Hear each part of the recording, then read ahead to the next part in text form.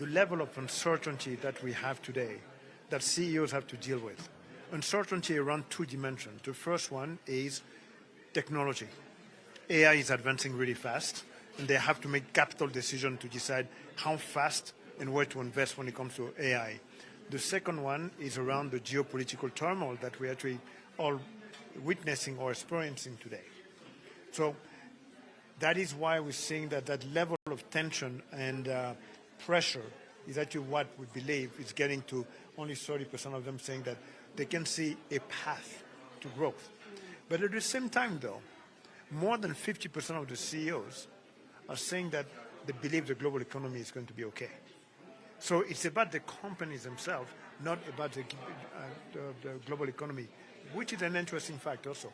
The economies are fine. It's about the role that themselves will have to play with the companies in the economies of the future.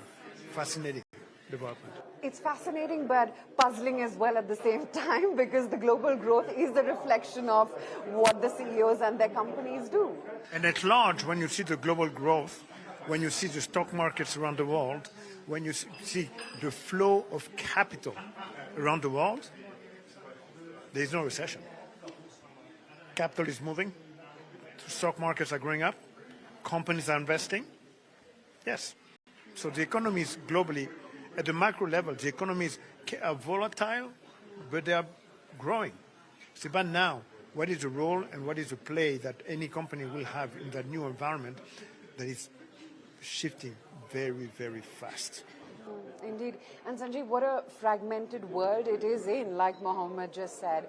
What role do you think AI can play in the future, not just productivity, but profitability of the future?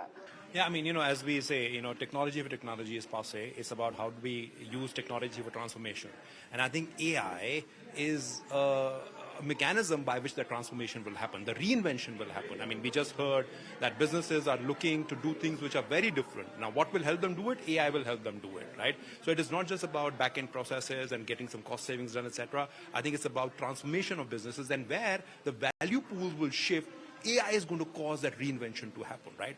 I mean, if you look at it, many businesses, where the valuation used to come 3 years back to where valuations are coming today is very different. And in 3 years' time, it will be very different. And I think AI is going to be an enabler for that to happen.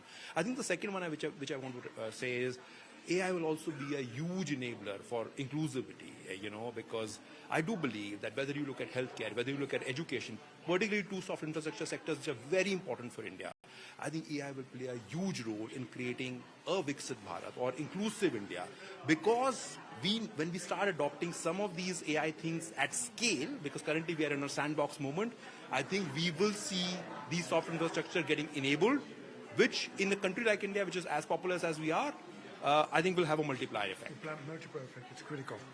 It's critical.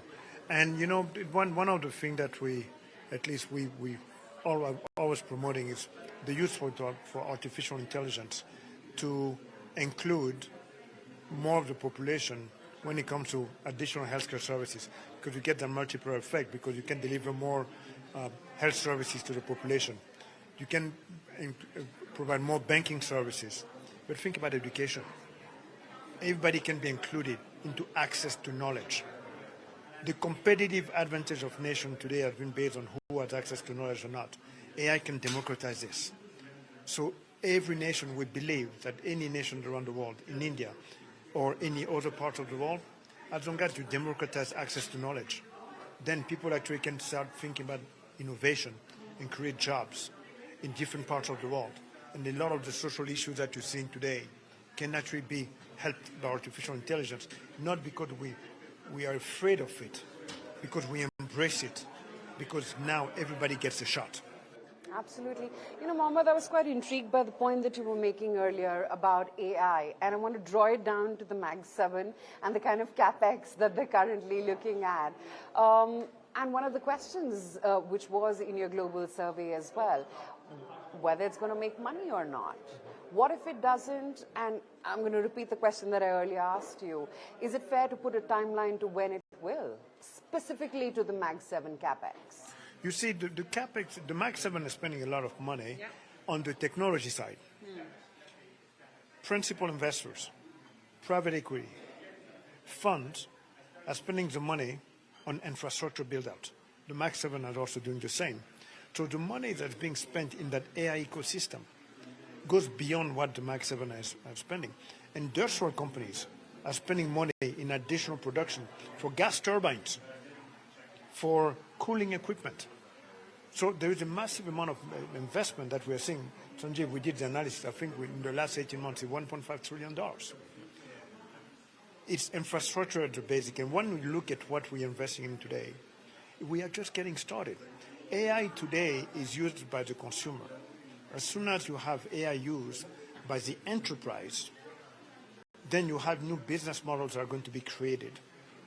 And also, when you look at it, you're also going to have a massive amount of innovation that's being created. That is why, for me, I say patience is key, because I truly believe all this investment in artificial intelligence that we're seeing today is going to create a new golden age of innovation. What is the return on investment on what we see today? What is the innovation of the future? How many of the Max 7s were here in 2001 at the launch of the mobile internet? I rest my case. Okay. But, Sanjeev, what Mohammed was saying earlier, that AI is also infrastructure. There is that whole supply chain. There are just many layers to it. It's not just hardware. It's not just what the Max 7 is doing. When it comes to India, because India is the sort of anti-AI or ex-AI trade, if you can call it that, where do you think India is positioned in the entire AI piece right now? And is it only going to be really restricted to data centers? No, I think it's going to be more. I mean, if you look at it, for instance, we say, if you look at our GCCs, they are contributing 30% of global chip design, right? I mean, in some ways, and a lot of that is going to get further enabled by AI, because, most of these businesses are going to use India in a very different way. So I think that's the first one. I think the second one is that from an India standpoint, I mean, where else in the world will you find the number of STEM students which are upskilled to the level that India produces at this point in time? So all these AI businesses will eventually have to leverage India if they want to create distinctive outcomes, not just in terms of R&D, innovation, but also in terms of implementation. And then where else will you get the amount of consumers that will be able to leverage AI? So when you look about TAM, currently we may say that the TAM exists in the West. I mean, eventually the successful parts of this TAM will reside in India, because we are 1.5 billion people at this point in time. So I do believe that the manifestation and the valuation that will be created on AI innovation in India eventually is going to be very high, as has been the case with a lot of those tech companies that you were alluding to earlier. A lot of their value currently resides in India.